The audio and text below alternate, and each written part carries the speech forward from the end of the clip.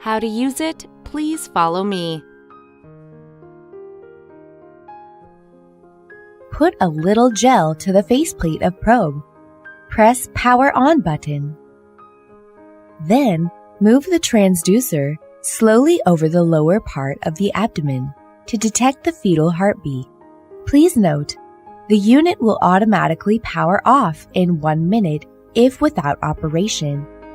You can adjust the sound by operating the sound button, FHR value and curve display mode switch.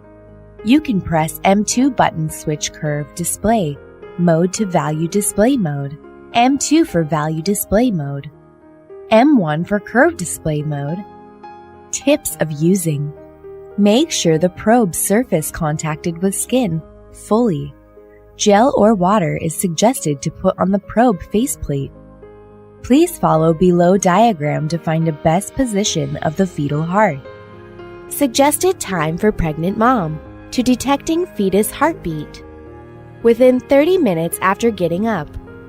Within 1 hour after having lunch. Within 30 minutes before go to bed. Thank you for watching. For more details, please read the manual.